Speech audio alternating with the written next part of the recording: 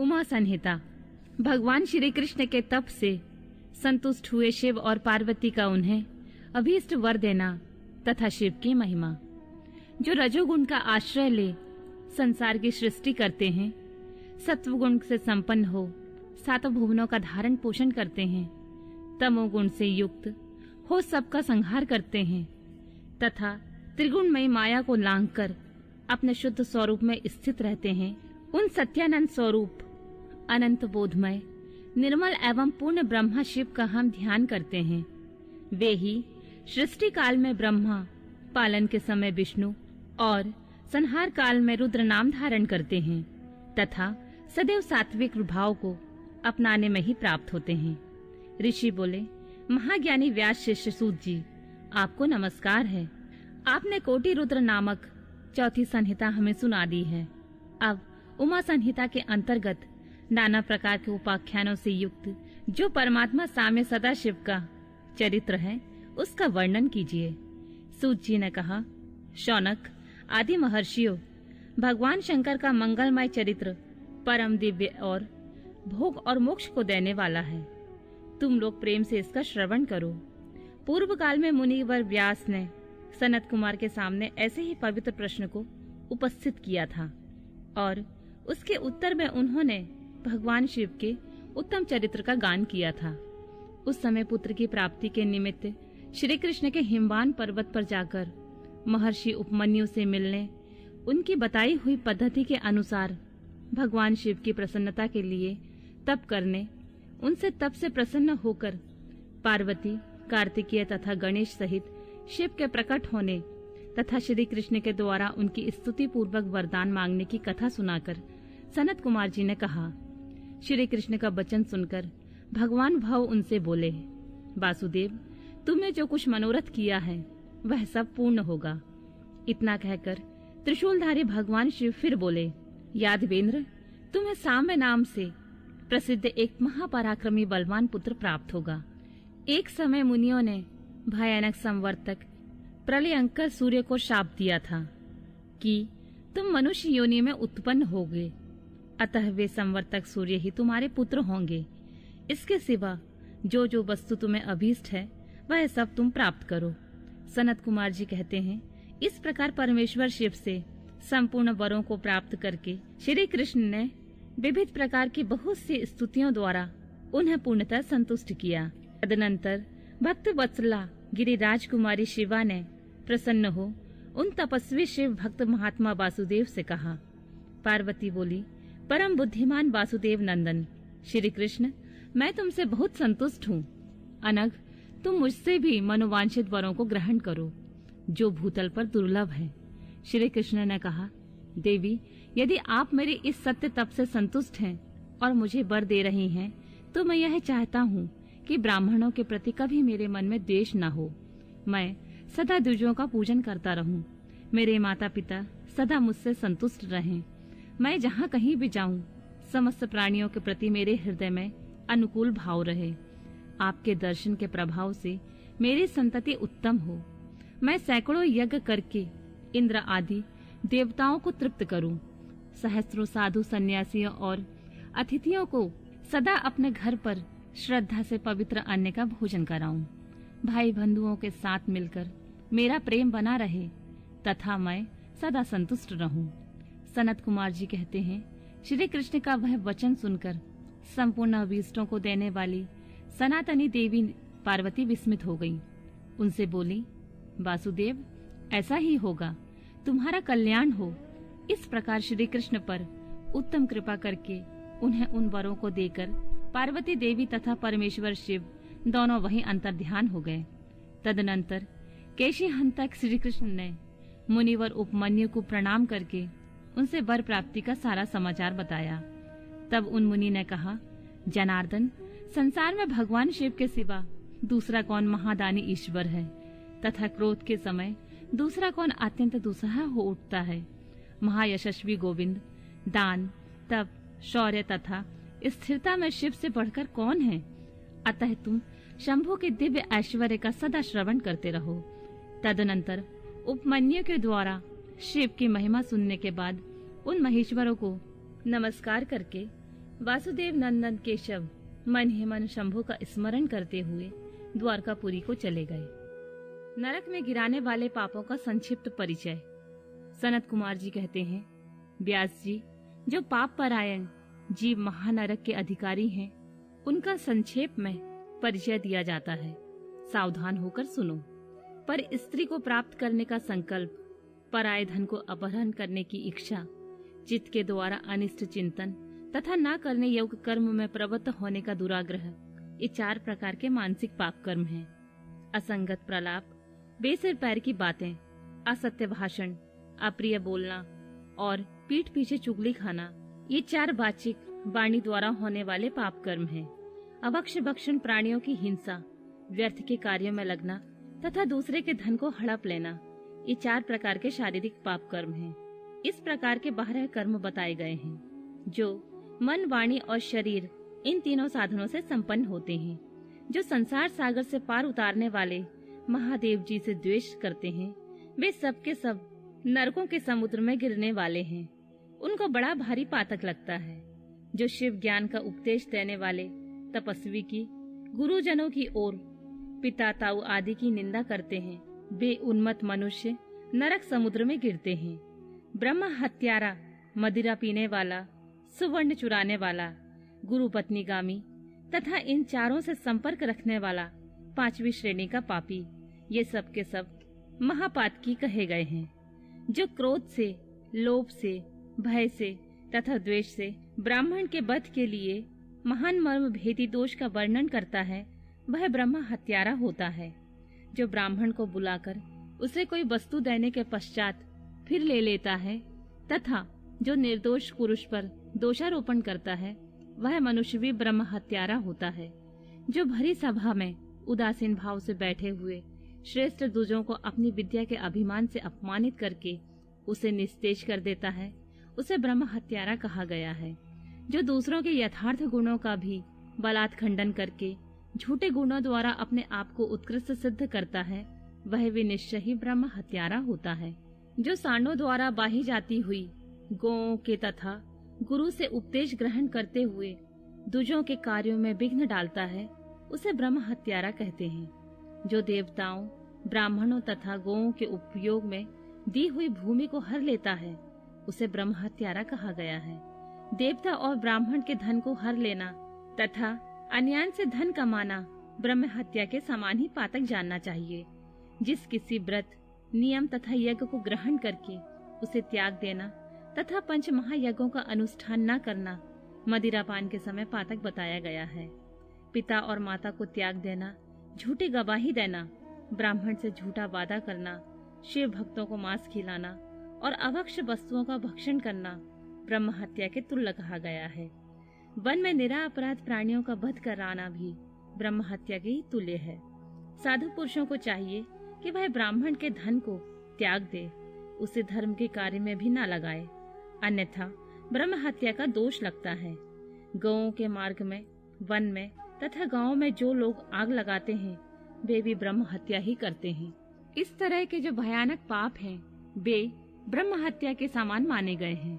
ब्राह्मण के द्रव्य का अपहरण करना, पैतृक संपत्ति के बंटवारे में उलटफेर करना, अत्यंत अभिमान और अधिक क्रोध करना, पाखंड फैलाना, कृतज्ञता करना, विषयों में अंतर्गत आसक्त होना, कंजूसी करना, सत्पुरुषों से द्वेष रखना, पर स्त्री समागम करना, श्रेष्ठ कुल की कन्याओं को कलंकित करना, यज्ञ, बाग बगीचे, सरोवर तथा स्त्री पुरुषों का विक्रय करना, तीर्थ यात्रा, उपवास तथा व्रत और उपनयन आदि का सौदा करना, स्त्री के धन से जीविका चलाना, स्त्रियों के अत्यंत वशीभूत होना, स्त्रियों की रक्षा न करना और छल से पराई स्त्री का सेवन करना, ब्रह्मचर्य आदि व्रतों का त्याग देना, दूसरों के आचार का सेवन करना, आसत शास्त्रों का अध्ययन करना, सूखे तर्क का सहारा लेना, देवता, अग्नि, गुरु, साधु तथा ब्राह्मण की निंदा करना, पितृयज्ञ और देव यज्ञ को त्याग देना, अपने कर्मों का परित्याग करना,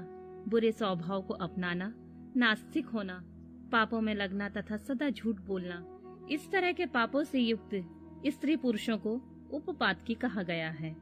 जो मनुष्य गौओं, ब्राह्मण कन्याओं, स्वामी, मित्र तथा तपस्वी महात्माओं के कार्य को नष्ट कर देते हैं, वे नरकगामी माने गए हैं। जो ब्राह्मणों को दुख देते हैं, उन्हें मारने के लिए शस्त्र उठाते हैं।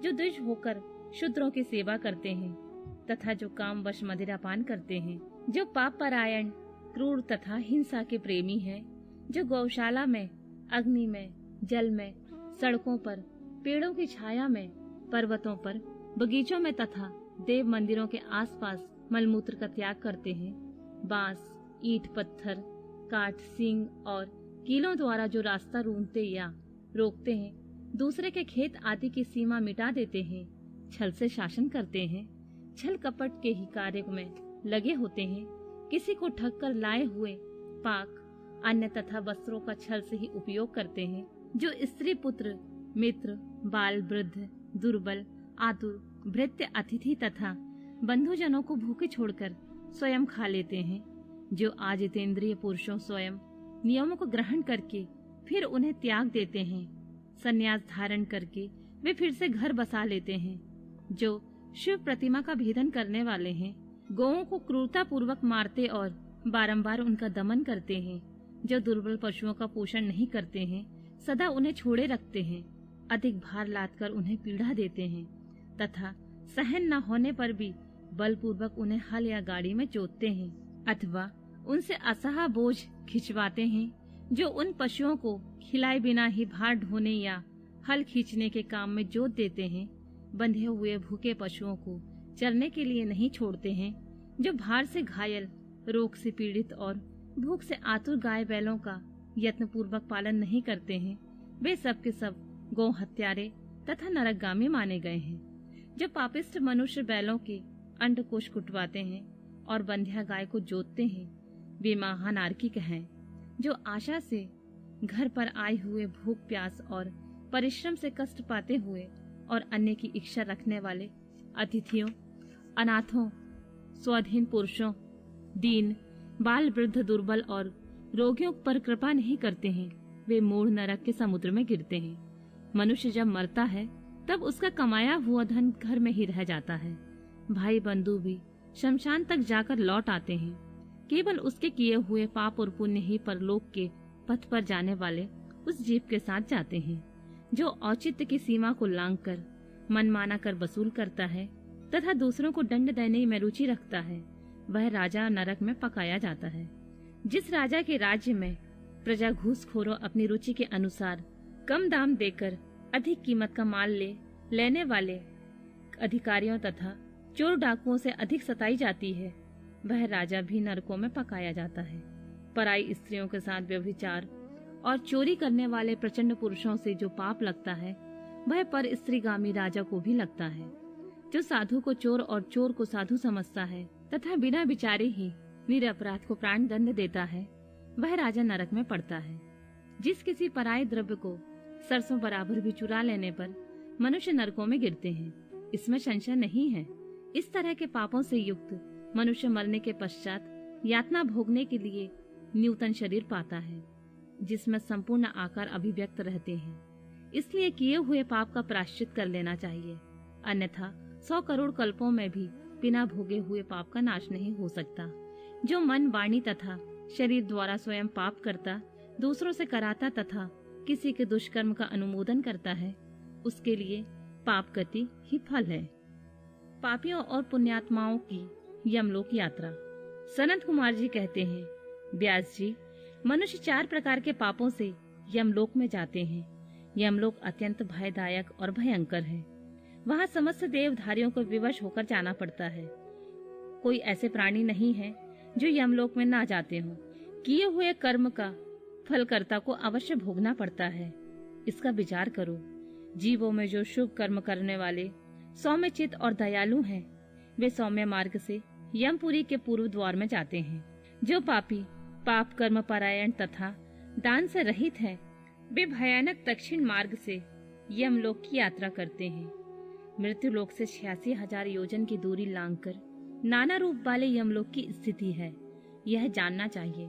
पुण्य कर्म करने वाले लोगों को तो वह नगर निकटवर्ती सा जान पड़ता है, परंतु भयानक मार्ग से यात्रा करने वाले पापियों को वह बहुत दूर स्थित दिखाई देता है।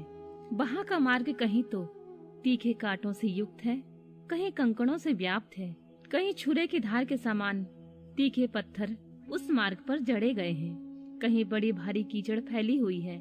छोटे बड़े पातकों के अनुसार वहाँ की कठिनाइयों में भी भारीपन और हल्कापन है।